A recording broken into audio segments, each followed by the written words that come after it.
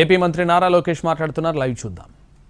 దగ్గరికి వెళ్ళి గతంలో ఆయన చేసిన తప్పులు తెలుసుకుంటే బాగుంటుందని ఈ సభాముఖం ఆయన తెలుపుకుంటూ, దయచేసి గౌరవ ఉప ముఖ్యమంత్రి గారి గురించి కానివ్వండి, గౌరవ ముఖ్యమంత్రి గారి గురించి ఆలోచించి మాట్లాడమని నేను కోరుతున్నా.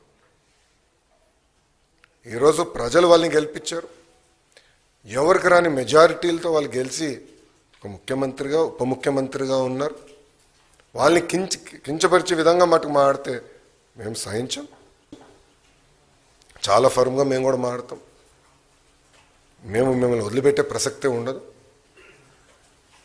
గౌరవం అనేది ఇచ్చిపుచ్చుకోవాలి తప్ప ఏదంటే అది వాగితే మటుకు ప్రభుత్వం ఇక్కడ ఏదో కూర్చుని మేము వింటామనుకుంటే చాలా పొరపాటు పడతారని ఆయన కూడా తెలియజేస్తూ, ఇప్పుడు మీడియా మిత్రులకి అయిన ప్రశ్నలు ఉంటే దానికి సమాధానం చెప్పేదానికి నేను సిద్ధంగా ఉన్నాను.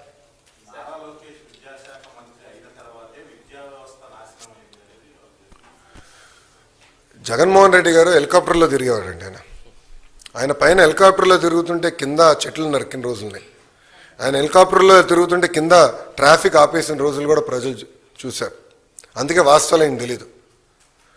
గత ప్రభుత్వం 5 సంవత్సరాలు 12 లక్షల మంది పిల్లలు ప్రభుత్వ పాఠశాలకు దూరం అయ్యారు. ఎందుకు అయ్యారో ఆయన సమాధానం చెప్పమనండి. ఐబీ స్కూల్ ఆయన పెట్టలేదు. ఐబీ వాళ్ళ దగ్గర ఒక రిపోర్ట్ తీసుకునేదానికి 5 కోట్ల రూపాయలు ప్రభుత్వం వృధా చేసింది. టోఫెల్ ఎక్కడ సక్రమంగా అమలు చేయలేదు. సిబిఎస్ఈ స్కూల్స్ తీసుకురాలేదు. సిబిఎస్ఈ ఎగ్జామ్కి మన పిల్లలు పంపిద్దామన్నారు. నేను మాక్ టెస్ట్ పెట్టా. నేను కూడా సిబిఎస్ఈ స్టూడెంట్. మాక్ టెస్ట్ పెట్టా. అది నేను చూసిన మాక్ టెస్ట్ నిర్వహించిన తర్వాత 90% మంది పిల్లలు ఫెయిల్ అయ్యారు. అప్పుడు నేను భయపడ్డా. ఎందుకంటే పిల్లలు రెడీగా లేరు. 3 సంవత్సరాలు పోస్ట్పోన్ చేసి పిల్లలు రెడీ చేద్దాం అనే లక్ష్యంతో పనిచేశాం. సో ఇప్పుడన్నా వాస్తవాలు తెలుసుకుని ఆయన మాడితే బాగుంటుంది. అయినా ఇంత చర్చ జరగాలంటే శాసనసభకు రావచ్చు కదండి. ఎవరు రావద్దు అంటున్నారు ఆయన? ఏంటమ్మా? మీడియా మిత్రులు మీరు అందరూ ఒకటి గమనించాలి. రోడ్లపైన పోలీసుల సంఖ్య తగ్గింది. పోలీసులు పెద్ద కంపట్ల, పరదాలు లేవు. ఎవరంటే వాళ్ళు ప్రశాంతంగా రావచ్చు. ఆయన ఒక పులివెందుల ఎమ్మెల్యేగా ఆయన హక్కులు ఉన్నాయి. ఆ హక్కులను వినియోగించుకోవచ్చు. హౌస్కి రావచ్చు. ప్రజల సమస్యల గురించి అక్కడ ప్రస్తావించవచ్చు. కానీ నిన్న ఎప్పుడైతే భారీ మెజార్టీతో కూటమి గ్రాడ్యుయేట్ ఎమ్మెల్సీలు గెలిచారో ఆయన భయం పట్టుకుని బెంగళూరు నుంచి ప్రత్యేక విమానం వేసుకుని పరిగెత్తుకుంటూ వచ్చి ఈరోజు ప్రెస్ మీట్ పెట్టారు. 2 రోజులు మళ్ళీ బెంగళూరుకి వెళ్ళిపోతాడు. దాంట్లో ఎలాంటి డౌట్ వద్దు మీకు. కరెక్ట్గా 2 రోజులు ఉంటే 2 రోజుల తర్వాత బెంగళూరుకి వెళ్ళిపోతాడు. సో రమ్మని చెప్పండి. ఆయన్ని రమ్మని చెప్పండి. చట్టాన్ని ఉల్లంఘించి ప్రతిపక్ష హోదా ఇమ్మంటారు ఆయనకి? ఇప్పుడు జగన్మోహన్ రెడ్డి గారికి చట్టాన్ని ఉల్లంఘిస్తాం బాగా అలవాటు స్వామి. అందుకే అన్ని కేసులు ఉన్నాయి ఆయన పైన. ఇప్పుడు రూల్స్ ఏం చెప్తుంది? పార్లమెంట్ కానివ్వండి, అసెంబ్లీ రూల్ బుక్ చాలా స్పష్టంగా 10% ఉండాలి అని చెప్తుంది. మళ్ళీ ఆయనే గతంలో చెప్పాడు కదా. గౌరవ ముఖ్యమంత్రి గారిని చూస్తూ ఆ గతంలో ఆయనే చెప్పాడు కదా, ఒక 4-5 ఎమ్మెల్యేలు నేను లాగేస్తే ప్రతిపక్ష హోదా కూడా మీకు ఉండదు అని చెప్పాడు కదా.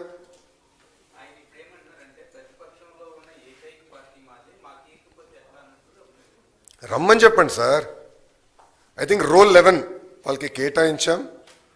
రోల్ 11లో కరెక్ట్గా 11 మంది కూర్చోవచ్చు.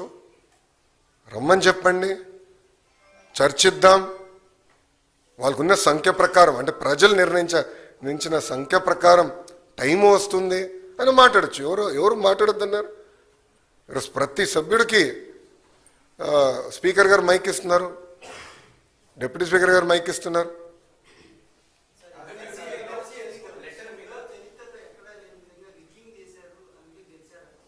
ఎవరన్నారండి? ఆయన అసలు ఆంధ్ర రాష్ట్రంలో ఉంటే కదండి స్వామి ఎన్నికలు ఎటు జరిగినాయో తెలిసేదానికి. ఆయన వెళ్ళి బెంగళూరులో పడుకుని ఇక్కడ ఎన్నికల గురించి మాడితే ఆశ్చర్యంగా లేదా అన్న? ఆయన పొలిటీషియనా? నేను అడుగుతున్నా. ఇప్పుడు నేను కూడా పాదయాత్ర చేశాను సార్. పాదయాత్ర చేసిన తర్వాత నిరంతరం ప్రజల్లో ఉండాలని కోరుకుంటా, ఆర్నిసలు కలుస్తా. ఆయన్ని కలవకుండా అంటే 5 సంవత్సరాల్లో దాదాపు 20 మంది శాసనసభ్యులు ఆయన కలవలేకపోయారు. గుర్తుపెట్టుకోండి. ప్రతిపక్షానికి వచ్చిన తర్వాత కూడా ఇప్పటికి 8-9 నెలలు అయింది, ఆయన సొంత కార్యకర్తలు కలవట్లేదండి. మళ్ళీ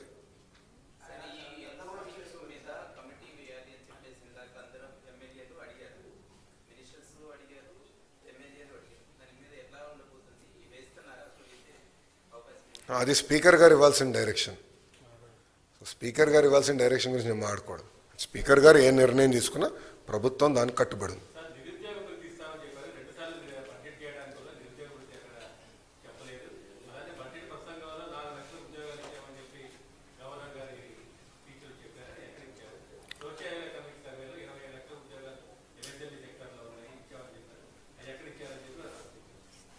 చాలా స్పష్టంగా మేము చెప్పింది మొదటి హామీ 20 లక్షల ఉద్యోగాలు కల్పిస్తాం అనేది మన ప్రభుత్వం అధికారంలో రాకుండా ముందు ఇచ్చిన హామీ. మీరు నా స్పీచ్ కూడా చూడండి, బోత్ ప్రైవేట్ ప్రభుత్వం కలిపి 20 లక్షల ఉద్యోగాలు కల్పిస్తామని మేము చెప్పాం. మీరు చూస్తే ఇప్పటికీ 6 లక్షల కోట్ల పెట్టుబడికి మేము ఒప్పందాలు కుదిరించుకున్నాం. అవన్నీ ఇప్పుడు గ్రౌండింగ్ అవుతున్నాయి. తద్వారా 4 లక్షల మంది యువతకి ఉద్యోగాలు కల్పిస్తామని మేము చెప్పాము. అది స్పీచ్లో ఉంది. మొన్న కూడా కౌన్సిల్లో నేను చూపించానండి. ఇప్పుడు ఒక సూటిగాని ప్రశ్నిస్తున్న 5 సంవత్సరాల్లో మీరు తీసుకొచ్చిన కంపెనీలు ఎన్ని, ఆయనే సమాధానం చెప్పమనండి. ఎంతమందికి ఆయన ఉద్యోగాలు కల్పించాడు ఆయనే సమాధానం చెప్పమనండి. ఎందుకు ఈ గోలంతా? చెప్పుకునే స్థాయి ఒక్క కంపెనీ తీసుకొచ్చాడు ఆయన. ఎక్కడ స్వామి 40 లక్షల మందికి ఉద్యోగాలు కల్పిస్తే అసలు నిరుద్యోగుల సమస్య ఎందుకుంటుంది? ఎక్కడ కల్పించాడు, ఎవరు కల్పించాడు, ఆయన బ్రేక్ డౌన్ ఇమ్మని చెప్పండి. అది చెప్పకుండా గాలికి వచ్చే లెక్కలు చెప్తే ఎట్లండి?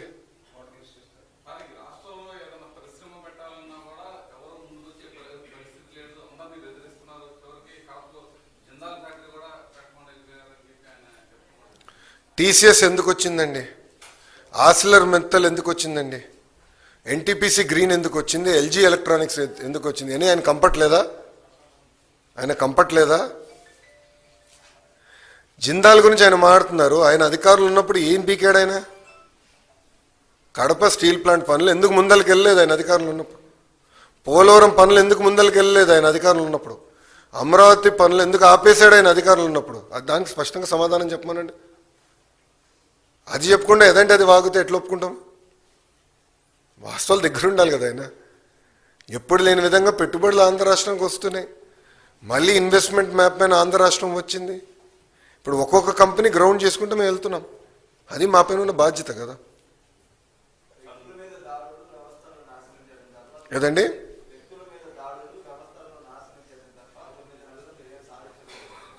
ఏ వ్యవస్థను నాశనం చేశాం మేము? సూటిగా జగన్మోహన్ రెడ్డి గారిని ప్రశ్నిస్తున్నా.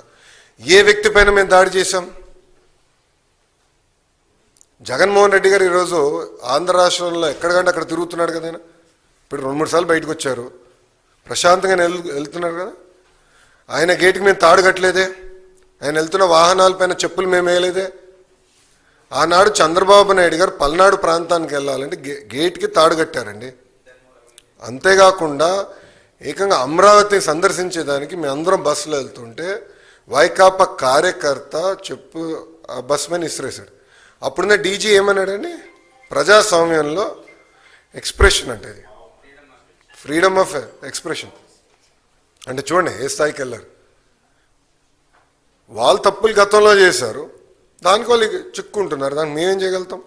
చట్టం దాని పని చేసుకుంటూ వెళ్తుంది.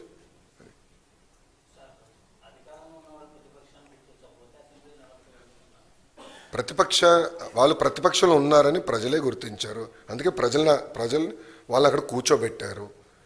రమ్మని చెప్పండి హౌస్కి. ఎవడు ప్రతిపక్షాన్ని ఎందుకు గుర్తించలేదు? ప్రతిపక్ష నాయకుడుగా చట్టాలని ఉల్లంఘించి మేము గుర్తించాలని అనుకోవట్లేదు. రూల్స్ పైన మాకు గౌరవం ఉందండి, అది ఉల్లంఘించి మేము గుర్తించాలని అనుకోవట్లేదు. We're law abiding citizens, we're not law breakers.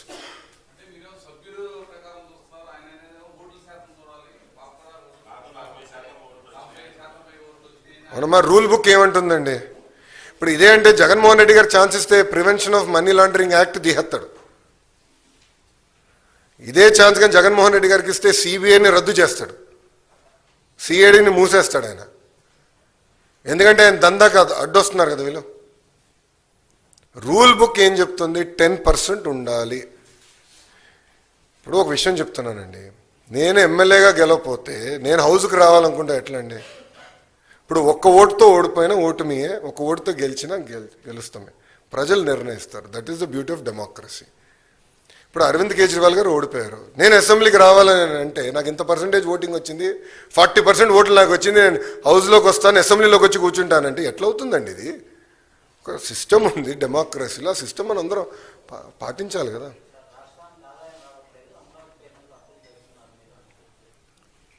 రాష్ట్రానికి ఆదాయం రావట్లేదని ఆయనకి ఎవరు చెప్పారండి? ఏ కలలు కంటున్నాడు ఆయన?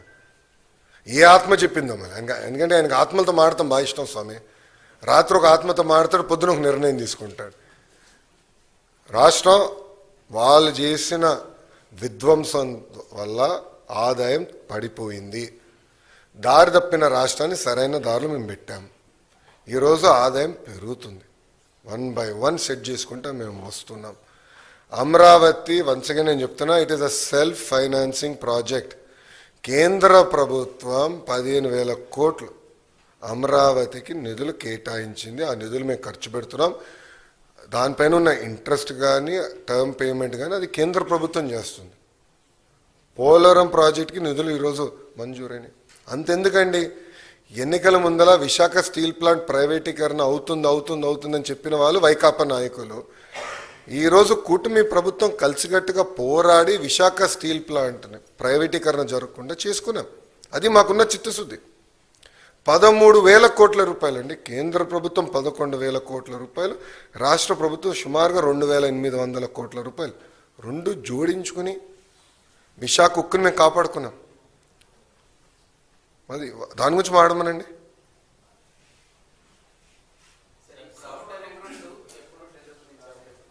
అది మంత్రి నారాయణ గారు సమాధానం చెప్తారు. నాకు అంత ఐడియా లేదమ్మా.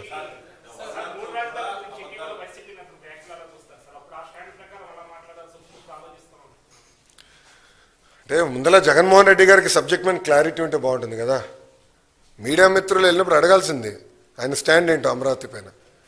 అంటే ఒక రాజధాని కట్టుబడి ఉన్నాడా, లేదంటే 3 ముక్కలు ఆటలాడుతున్నారా అనేది ఆయన సూటిగా ప్రశ్నించాడు. పాపం ఆయన చేతుల్లో ఏముందబ్బా, ఆయన చేతులు ఏమైనా అక్కడ సజ్జల స్క్రిప్ట్ పంపిస్తే ఈయన చదువుతాడు కౌన్సిల్లో కూర్చొని. అంతే కదా జరిగేది.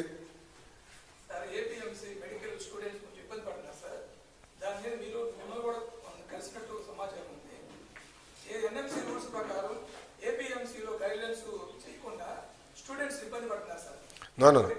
We are following NMC rules. We are strictly following NMC rules. And పక్క రాష్ట్రాల్లో ఏదైతే ఫాలో అయ్యారో అదే ఫాలో అవుతాడు. We're not going to break rules. NMC rules లేదు. నో ఎన్ఎంసీలో లేదు. అది మీరు తీసుకురండి. నాకున్న అవగాహన మేరకు స్ట్రిక్ట్గా, అందుకని నేను కొంచెం సబ్జెక్ట్ చదివాను. నాకు లేదు, నాకున్న ఇన్ఫర్మేషన్ రాంగ్ అవుతే మీరు నన్ను అది డీటెయిల్స్ ఇవ్వండి. బట్ నాకున్న సమాచారం మేరకు I have checked, we're following NMC guidelines. లేదమ్మా, రాలేదు. అది ఇష్యూ అయింది, కోర్టుకి వెళ్ళింది. అది ఆ డీటెయిల్స్ ఉంది, నాకు ఐడియా ఉందమ్మా. మీరు అది కోర్టుని అడగాలి సార్. అమ్మా ఐ అండర్స్టాండ్ అమ్మా, ఇది కొత్త ఇష్యూ కాదు, ఇది నలుగుతున్న issue. But NMC guidelines నేను ఫాలో అవ్వాలి. I'm duty bound by certain guidelines. అది నేను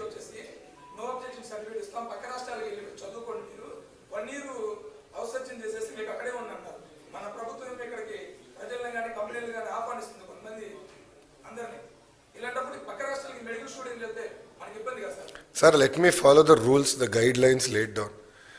కోర్టు కూడా క్లారిటీ ఇచ్చిందా, then I can take up అమ్మా. అంతేగాని చట్టాన్ని ఉల్లంఘించే అలవాటు నాకు లేదు. Want be very clear.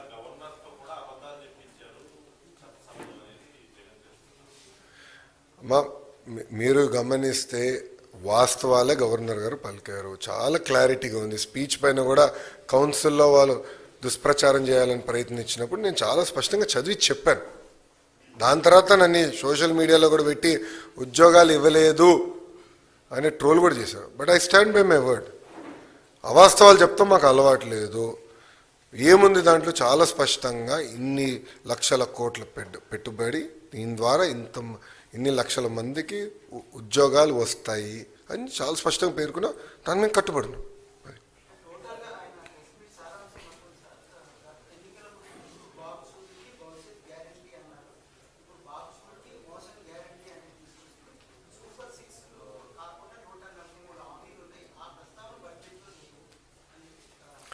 Sir ఒక మాట్లాడుతున్నా, సిపిఎస్ అని ఎందుకు రద్దు చేయలేదండి? సంపూర్ణ మద్యపాన నిషేధం చేస్తా అన్నారు. సొంత బినామీలు పెట్టుకుని అడ్డగోలుగా మద్యం పైన డబ్బులు సంపాదించాడు, అవునా కదా? ఓకే, సూటిగా ప్రశ్నిస్తున్నా, సొంత బిడ్డలపైన ప్రమాణం చేయమనండి ఆయన అవినీతి చేయలేదని. మద్యంలో సొంత బిడ్డలపైన ప్రమాణం చేయమనండి, మద్యంలో నేను అవినీతి చేయలేదని. Will accept. జగన్మోహన్ రెడ్డి గారు ఛాలెంజ్ చేస్తున్నాను, ప్రమాణం చేయమనండి. అరే ఆయన హామీలు నిలబెట్టుకుని మమ్మల్ని ప్రశ్నిస్తాడు ఆయన. బస్ పెన్షన్, మేము 20 లక్షల ఉద్యోగాలు ఫస్ట్, మీరు బాబు షూరిటీ భవిష్యత్ గ్యారంటీ మీరు చూస్తే బాబు సూపర్ 6లో మొదటి హామీ 20 లక్షల ఉద్యోగాలు. చాలా స్పష్టంగా ప్రైవేట్ ప్రభుత్వ రంగంలో అని చెప్పాం. మేము ప్రైవేట్ రంగంలో పెద్ద ఎత్తున పెట్టుబడులు తీసుకొచ్చాం, ఇంకా తీసుకొస్తాం. నంబర్ 2 టెట్ నిర్వహించాం. డిఎస్సి నోటిఫికేషన్ వచ్చి గల 1 మ్యాన్ కమిటీ రిపోర్ట్ వచ్చిన తర్వాత, 1 మ్యాన్ కమిషన్ రిపోర్ట్ వచ్చిన తర్వాత దెన్ నిర్ణయం అంటే మన నోటిఫికేషన్ ఇద్దామని ప్రభుత్వం ఒక నిర్ణయం తీసుకుని, అది ఈ నెలలో వస్తుందని భావిస్తున్నాం. వచ్చిన వెంటనే ఈ నెలలో ఎట్టి పరిస్థితుల్లో నోటిఫికేషన్స్ ఇస్తాం. దాని తర్వాత జాబ్ క్యాలెండర్ కూడా ఇస్తాం. అంటే ఎలాంటి డౌట్ అవసరం లేదు, అది చేస్తాం. పెన్షన్ పెంచాం. ఉచితంగా గ్యాస్ ఇస్తా ఉన్నాం. 3 గ్యాస్ సిలిండర్లు ప్రతి ఏటా ఇస్తా ఉన్నాం, ఇచ్చాం. ఇంకో పక్కన మీరు చూస్తే మూసేసిన అన్న క్యాంటీన్లు తిరిగి ప్రారంభిస్తాను, చేశాం. విశాఖ ఉక్కు ప్రైవేటీకరణ జరగకుండా చూసుకుంటాన్నాం, చేశాం. ప్రైవేటీకరణ జరగకుండా చేశాం.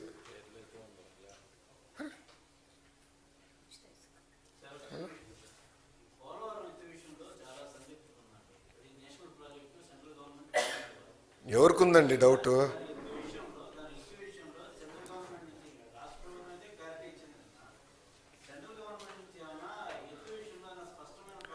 సార్ ఒకటి అడుగుతున్నా, ఎందుకు చేయాలి? నేను అడుగుతున్నా, ఎవరు తగ్గించారని ఎవరు చెప్పారు ఎత్తు? నేను మాస్కింగ్. ఇది ఎట్లుందంటే మీడియా మిత్రులు మీరు ఏమనుకోపోతే, వైజాగ్ వెళ్ళానండి, ప్రెస్ మీట్ పెడుతుంటే ప్రధానమంత్రి గారు వచ్చి చెప్పాలి విశాఖ ఉక్కు ప్రైవేటీకరణ జరగదని. అరే బాస్, మంత్రి గారు చెప్పారు, డబ్బులు వచ్చినాయి, వర్క్ జరుగుతుంది, ఇంకేం హామీ ఇవ్వాలరా అంటే కేంద్ర ప్రభుత్వం ఎత్తు తగ్గిస్తుంది అని ఇక్కడి నుంచి ప్రకటించిందా? ఒక్క నిమిషం సార్, చాలా స్పష్టంగా 45.7 అని మేము ఎప్పుడు చెప్తానే ఉన్నాం. ఎంతోమంది ఇరిగేషన్ మంత్రులు కేంద్రం నుంచి వచ్చి వాళ్ళు అదే చెప్పారు. ఎత్తు తగ్గించాలని ప్రయత్నించింది వైకాపా ప్రభుత్వం. ఎందుకంటే ఆర్ఎన్ఆర్ ప్యాకేజ్ ఎగ్గొట్టచ్చు, అవసరం లేదని వాళ్ళు ప్రయత్నించారు. కూటమి ప్రభుత్వం చాలా స్పష్టంగా 45.7 కౌంటర్ లెవెల్కి కట్టుబడి ఉన్నాము. There is only one sir, there is one phase, there is only one phase. Central government ఏం ప్రకటించలేదు. రాష్ట్ర ప్రభుత్వం పోలవరం ప్రాజెక్ట్ని 2 విడతలు చేస్తాము అని గత ప్రభుత్వం చెప్పింది, వైకాపా ప్రభుత్వం చెప్పింది. ఆనాటి ఒక నిమిషం అండి పూర్తి, ఆనాటి ఇరిగేషన్ మంత్రి చెప్పాడు, కేంద్ర ప్రభుత్వం చెప్పలేదు.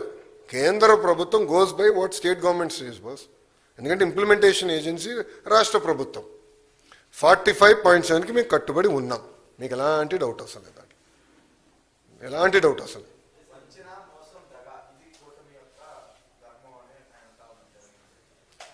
దేనిపైనండి స్వామి? ఈరోజు మేము పరదాలు కట్టుకుని తిరగట్లేదు ఆయనలాగా ముఖ్యమంత్రి గారు ఇంటి చుట్టూ 144 సెక్షన్ పెట్టుకుని బతకట్లేదు మేము. ప్రజాప్రతినిధులు కానీ సంఘాలు కానీ ప్రజలు కానీ వచ్చి కలిసిదానికి అద్భుతమైన అవకాశం మేము కల్పిస్తున్నాం. నిరంతరం ప్రజల్లో ఉంటున్నాం. గతంలో గత ప్రభుత్వంలో జరిగిన విధంగా ప్రజా దర్బార్లు పెట్టుకుంటున్నాం. ప్రజల సమస్యలు మేము పరిష్కరించడానికి అహర్నిశలు కష్టపడుతున్నాం. ఈరోజు ఆయన ఆ మాటలు చెప్తే నిజంగానే చాలా ఆశ్చర్యంగా ఉంది. ప్రతిపక్షంకి వచ్చిన తర్వాత కూడా ఆయన సొంత కార్యకర్తలను కలవట్లేదండి. ప్రజలను వదిలేండి, సొంత కార్యకర్తలను కలవట్లే. ప్రతిపక్షానికి వచ్చి 9 నెలలు అయింది. మళ్ళీ ఆయన మాకు నీతులు చెప్తే ఎంత అన్యాయం స్వామి.